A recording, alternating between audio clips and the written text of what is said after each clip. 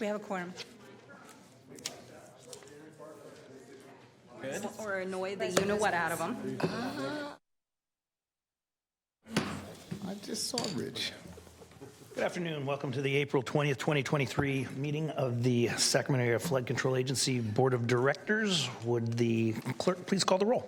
Thank you. Director Olmstead.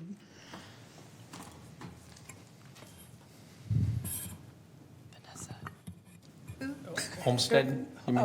McCarthy. Olmstead. Vanessa. Olmstead? Here. Thank you. I'm sorry. I apologize. It's a good start. Director Frost. Here. Director Hume. Here. Chairman Kennedy. Here. Director Nava.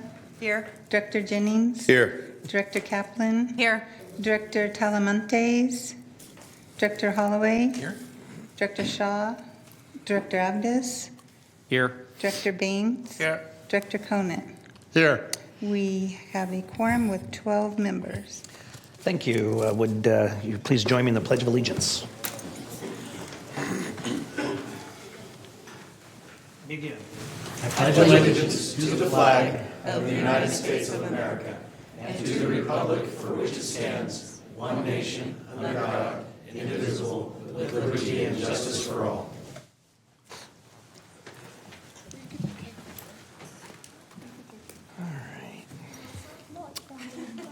Good Announcements. afternoon, ladies and gentlemen. This meeting of SAFCA is being broadcast live and will be recorded and re-aired on Metro Cable Channel 14 on Saturday, April 22nd at 2 p.m. Members of the audience that would like to address the board should fill out a speaker form here, unless I think I have all of you. When addressing the board, please identify yourself for the record, and please limit your comments to 3 minutes. Thank you. Thank you very much. That takes us to public comments. I'm going to set the clock for each speaker to 3 minutes. So please come forward when I call your name. Mark Berry.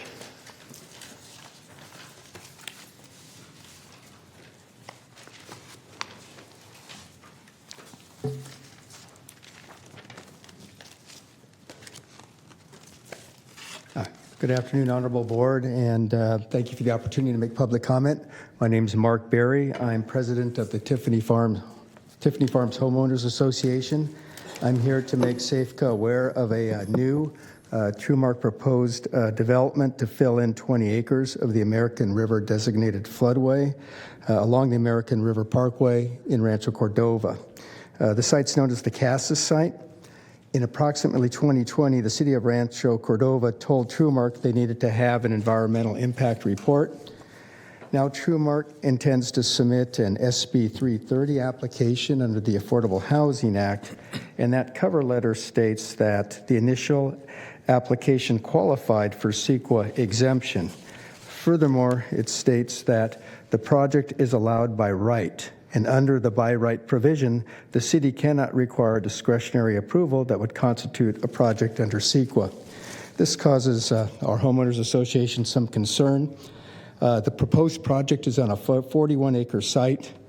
20 of those acres are in a lower basin floodway. It has a base flood elevation of 62.5 feet.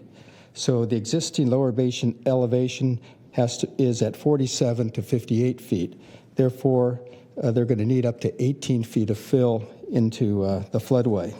Now, to raise the elevation, the proposal has a 6-foot-high retaining wall running 20 feet from the river bluff edge. So then to raise the site, they need to collapse the 20 acres of the upper tier into the 20-acre lower basin in the floodway. That retaining wall has 3 gaps that will remain at existing grade, subject to flooding. The geotechnical report says the soil there is sandy or loose sandy and gravelly soil. This property is also within erosion zone 4, subject to 10 feet of erosion within 10 years, which would mean, based on that table, within 20 years there'd be scouring erosion along that retaining wall. The Tiffany Farms Homeowners Association is inside 4 levees, and we're directly adjacent to this TrueMark development. Our home pads are at 56 feet to 60 feet, and the levee along our riverside is 59 feet. But between our levee and the Truemark property, there's going to remain a 15-foot gap, and that'll remain at existing grade, and we're concerned this creates a channel for floodwater to back up against Truemark's proposed 20-acre structural pad at 65 feet. We're not opposed to development. We're certainly like to see development on the upper tier of the property, but we believe that taxpayers have spent billions of dollars for flood protection and floodway expansion, and Truemark's proposal is in the wrong direction and creates an unnecessary threat to public safety. Thank you. Thank you very much. And Mr. Berry, and as well as everybody else signed up to speak today, these are items not on the agenda, so we won't engage in back and forth because it's not agendized. But Mr. Johnson, if you could have someone from staff follow up, I've got his contact information. Okay? Thank you, sir. Thank you.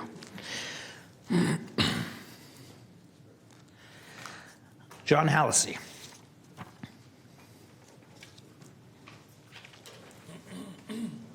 And I have some photos. Can I pass them out? Yes. Okay. Should give them to the clerk.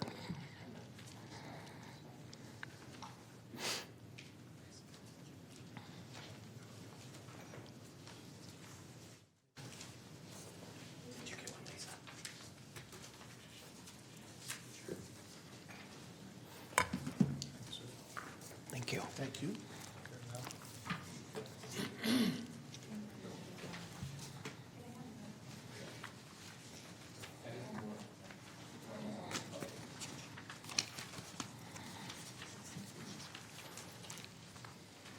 My name is John Hallisey, and I am the treasurer of the Tiffany Farms Homeowners Association. I've lived in Tiffany Farms for 30 years, and I just want to walk through this packet of photos to orient you about what Mark Berry was speaking of. Page 1 is a Google Earth, Folsom Boulevard to be running on the bottom, and the grassy area toward the bottom center is the proposed Truemark development, and just north of that, going up the picture, would be Tiffany Farms. Page 2 is the northern part of the development, and then the back end of Tiffany Farms at the top of the photo. Page 3 is a picture of Tiffany Farms. You can see the houses there.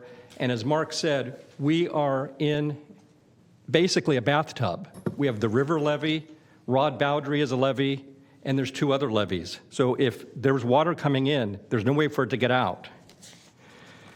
Page 4 is the levee along the river at Tiffany Farms, and I happen to live in one of those houses.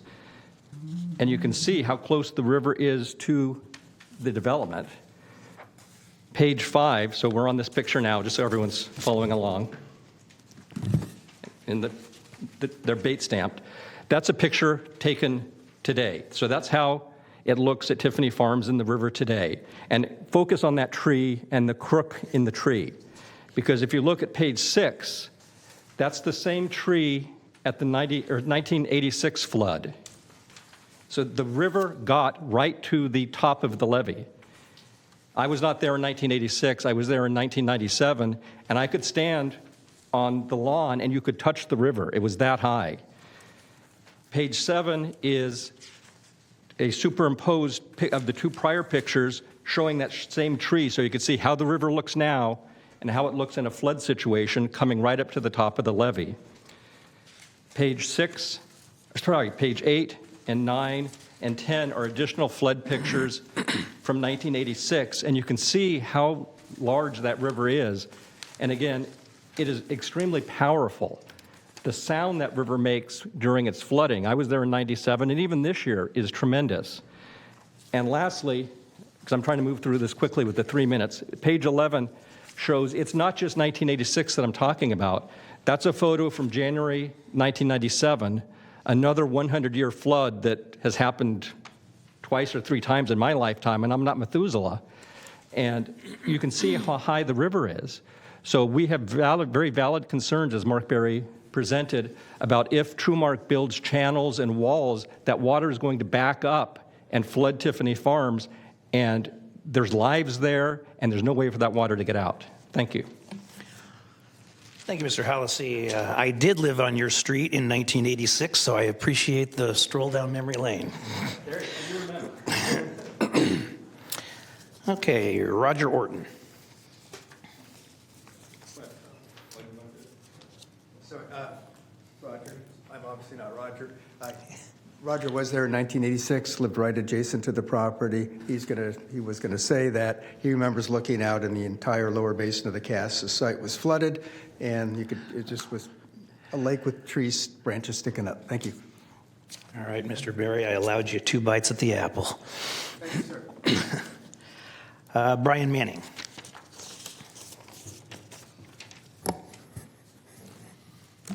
Good afternoon, Chairman Kennedy and board members. My name is Brian Manning, and I represent a number of property owners who, throughout the Natomas Basin, who have been impacted by SAFCA's project. I've been representing property owners for the last decade as part of this project, and right now I'm here on behalf of the folks that own property between, well, which reaches F and G, which is north of the Natomas East Main Drain Pump Station and heading north up to basically Sankey Road. I'm here today to talk about the scope of SAFCA's project as it relates to this next Reach F and G. I do want to start by saying that I appreciate staff's assistance with us. It's not because staff has been uncooperative or anything like that. They have been very cooperative, particularly Mr. Goldberg and Mr. Bassett. They have answered our questions, so I don't want to have any sort of representation or thought that that was the reason why I'm here. The reason why I'm here is because I still don't understand the nature and scope of the proposed taking for this stretch of the project. And in particular, we're talking about the East Levee, which is the Natomas East Main Drain. It's not the Sacramento River, and so the taking is less than it has been along the Sacramento and the American River. What's being proposed is a taking of basically, though it varies, 100-foot swath of property along this entire stretch north of the pump station. That is inconsistent with the past history of what the project is, and namely, you have levee improvements, a maintenance road, and then that's generally it unless there's some other facility or improvements that are associated with the project right now. What's being proposed is a taking of 100 feet when really for the project, as I understand it, only say 50 feet to 60 feet is necessary. That additional 50 to 40 feet is being taken for, I've heard a number of reasons, and one of the reasons is, the ULDC requires it. I don't think that's accurate. The next is the Corps requires it. And then we don't want future conflicts.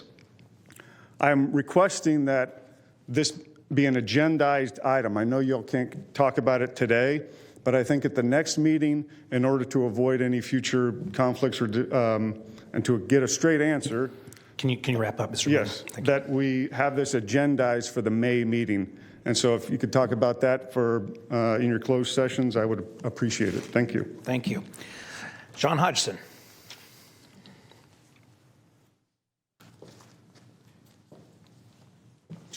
Two minutes. Okay. The vice chair recommended I give you 2 minutes.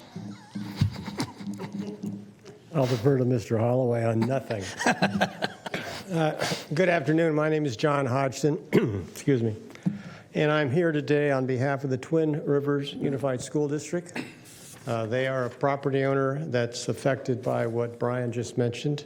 They have property that is within the Panhandle specific plan, which was approved about 4 years ago by the city. That project now is 100% zoned for residential, single-family residential, which is very valuable land. Their concerns, and I'll just be very brief, is that they're concerned both about the proposed take, how much, why, et cetera, as well as any proposed compensation, the fairness of that compensation. All we're asking today is similar to what Mr. Manning indicated, is that there be a discussion about what's happening with this take, with this compensation, and that not only the school district and similarly situated property owners and the public be made aware in a discussion, hopefully at your next meeting or some meeting thereafter. Thank you. Under 2 minutes? Yes. Thank you. All right, Madam Clerk, next item. Next, we have consent, and items 1 through 8 are in order. Oh, hang on. Looks like we have one more card coming down. This is Mr. Roger Orton. He submitted. We also submitted online, but I don't know if it's gone through. I didn't, I'm sorry, I didn't. Let's start now? Go ahead. Okay. Well, what I'm here is I'm live in East Tiffany Lane, and my property backs up to that property that they're going to try and increase the height of. And just tell you some of my concerns personally. This is back in 1986 when it was really raining and everything like that. I remember going across the Sunrise Boulevard, and there was a bridge that you could walk over, and the water was so high you couldn't even see the bridge. So I came home and went out to the back of my house, and there's a levee built around there, and the water was within 2 inches, I'd say just inches, of going over the levee. My next door neighbor, the water did go over his and flooded part of his house. But when I looked at that big field behind me, and it looked like a lake, literally a lake, with just walnut trees sticking out of it. There was so much water there. So I wish I had a photograph that I could give you. That's the best I can do, is tell you what happened to me and what I saw. Thank you very much. Any questions? No, we can't ask questions for something not on the agenda. Okay, thank you. Okay, thank you. Thank you.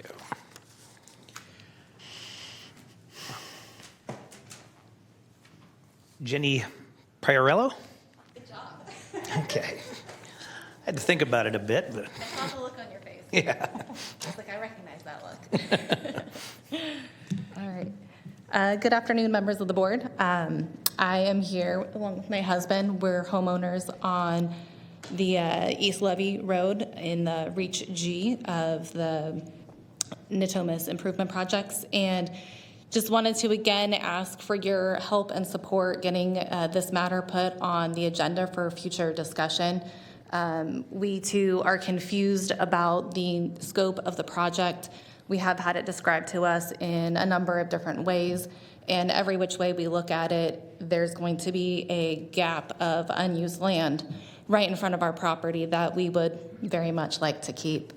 Another item that we would really appreciate your help looking into is the scope of the project as it affects our property. We live right off the levee, but we have currently 3 driveways into our property. 2 are on a more agricultural side of our land, and 1 is the main driveway into our property that we share with 2 other neighbors, and that is a firmly paved driveway. The challenge that we have is that main driveway is fully landscaped and doesn't allow us to access the unlandscaped areas of our property. And with the driveways that are up on the levee and being removed, we will also lose access to a good portion of our property. The only way that we would be able to access it is by driving over our grass and dodging trees and bushes. So we would really appreciate some help getting that looked into and understood as to why we are unable to keep a driveway. Thank you. Thank you, Jenny. Next up is Michael, and I'm afraid, Michael, I can't read your last name. It's Lopez. Oh, thank you. I'm a member of the Valley View Acres community, and I also want to request, I'm not going to reiterate everything, but the other speakers, I would support, request that this item be agendized because this particular issue, taking that much land and then leaving it open, is of concern to our community. So I would support a request to agendize this for further discussion. Thank you. Thank you, Michael. Is there anyone else in the audience who would like to address the board at this time? Okay, next item, please. Before we move, Mr. Chair, if I may, on this question of whether to agendize an item relative to explanation of this right-of-way area, I've had several discussions with multiple property owners along that stretch, and for the closed session, I will be recusing myself because of the proximity of my property to some of the actions in the closed session, so I'll make note of that at that time. But I think there's ample confusion where it merits a public discussion so that it's clear and people understand why the land that is being taken, because it's clear that there is a vast array of misunderstanding out in the public. So I think it would be beneficial to do so. Thank you. Thank you, Director Abdus. Is there any other person that would like to make a comment at this time? Okay, next item. Consent matters, items 1 through 8 are in order. Move to approve comment. We have a motion that has been seconded. Is there any member of the public that would like to discuss with the board any item that's on consent? And I take it no board members have any comments? All right, we have items 1 through 5 on the consent calendar. All those in favor? Aye. Aye. Opposed? Abstain? Next item, please. Thank you. Next, we have closed session, and the directors will recess to hearing room 2. Okay, and as was noted before, Director Abdus will recuse himself from closed session. Well, just to be clear, I'll be recusing myself from the discussion. I'll be recusing myself and leaving the room for APNs 226-0020-003 and 226-0010-004 because of a conflict of interest under Government Code Section 87-100. So Thank you. noted. Thank you. With that, we are in recess, and where are we going? 1 or 2?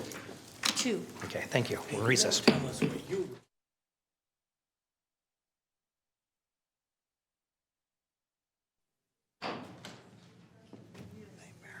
All right, we will come back to order. Will the clerk please call the roll? Director Olmsted. Here. Director Frost. Here. Director Hume.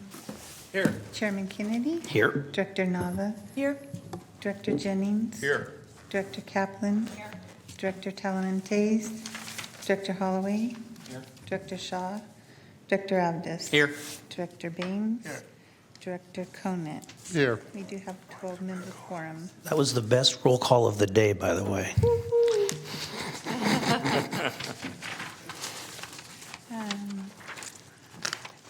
Do we have a report out from closed session? Nothing to report at this time. I would like to note for the record that Director Abdus was not present in the room and did not receive any of the closed session items information for APNs 226-0020-003 or 226-0010-004. Thank you. That takes us to item number 9, the Executive Director's Report. Mr. Johnson. Good afternoon, members of the board. Real quick, we've had a number of actions as far as construction contract awards and bid openings since the last board meeting. I just want to walk through these really quick. On the Natomas project, Reach E, the Corps awarded that construction contract for just under $28 million to Nordic. On the Folsom Dam, both the right and left wing dams and the main dam, they're raising the right and left wing dams 3.5 feet, and they're rebuilding the 8 gates, strengthening them and putting a top seal on them, and then also raising the piers between the gates. That contract got awarded it's a joint venture called Folsom Dam Contractors out of Pleasanton for $114.5 million. So with that, we've had now 5 major contracts awarded this year for about $260 million. But also, since the last board meeting, they did have 2 bid openings. One was raising the dikes 1 through 6. For the parent low bid was $27 million. And then the other one that was really significant was the bid opening for the widening the Sacramento Weir and the Fish Passage there at $173 million was the low bid. So what I really wanted to point out is those two will be awarded probably by around the end of May or before. So by the end of May, since the first of the year, we'll have had almost $500 million worth of new construction contracts awarded by the Corps. And that's on top of the dozen existing contracts that are ongoing from previous years. So that's just a huge amount of new construction that will be helping the system moving forward. And we'll be seeing a lot of activities over the next few years because of that. But that's the most we've seen awarded in that short amount of time for as long as I can remember, actually. So I just wanted to point that out. That was significant. And that's really all I had. So let's see if there's any questions. Director Frost. I'm just curious, do we know a timeline when the Folsom Dam raise and all the dike raises will be completed? They're shooting for 2027. And what's driving that is the way they have to keep most of the gates operational at any one time, so they're only taking one out at a time moving forward. So they're trying to get a couple done each year, but they've got to keep the ability to pass the floods while they're building this. So that's what's really driving the length of time. But 2027 is what they're shooting for right now. You can't raise it until they're all raised. Right. Thank you. Any other questions? Thank you. Next item, please. Item number 10, resolution number 2023031, authorizing the executive director to execute a professional services contract with MBK Engineers related to SAFEGA's levy accreditation certification program. Thank you, Lindy. I'm Pete Gelfie, Director of Engineering for SAFEGA. Apologize, I've had a cold, so the voice isn't as strong as it normally is. As Mr. Johnson made a mention, there's a lot of work that's going to be happening in the next couple of years. And as part of that, we are reaching the point where we're ready to start certifying our levee systems for FEMA and for the ULDC requirements. And so if we can see the next slide. Oh, you have the clicker. Oh. Do I just, the up arrow? The remote. Oh. Just the big button, yeah. Okay. You've seen this slide in one form or another, but these are SAFEGA's levee systems. You have Natomas. You have a very small Dry Creek North levee that's in that turquoise. Then you have the Robla Creek South levee that ties into the NEMDEC, that ties into Arcade Creek. That's a levee system there. One failure within that, the FEMA and the ULDC like to look at things as a system. And so a failure in one part could flood that area, so you kind of treat it as a whole system there. In yellow is what we call the American River North system. It's the south levee of Arcade Creek, east side of NEMDEC, and north of the north levee on the American River. And then the fifth and final system is the American River South. So that's the area in green. And you'll see at the very bottom, do we have a pointer? Well, you see down in here, there's this green stretch of levee that leaves the Sacramento River. This is the Beach Lake levee. That is part of the system protecting the pocket, Delta Shores, downtown. And then you see that other little area in blue. It's called South Sacramento Streams. South Sacramento Streams is not part of the certification system. It has been certified for FEMA, and the area is developed, so we're not able to certify it for ULDC at this time. But the effort in front of us with the MBK is to certify the other systems that we have. As with anything, there are numerous criteria to meet. The top box is the criteria for FEMA, and the bottom box is the criteria for meeting ULDC.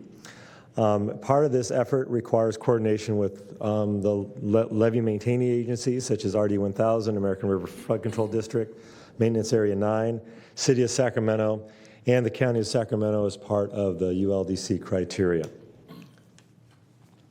But we're not done. As Rick made a mention, there's contracts out there. So for Natomas, you can see the amount of construction contracts that are needed for certifying the Natomas system. All those contracts are core contracts.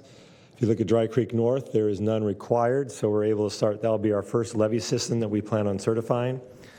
On the Robla Arcade Creek system, there are two minor projects that will be led by SAFEGA that we are planning on going to construction with next year.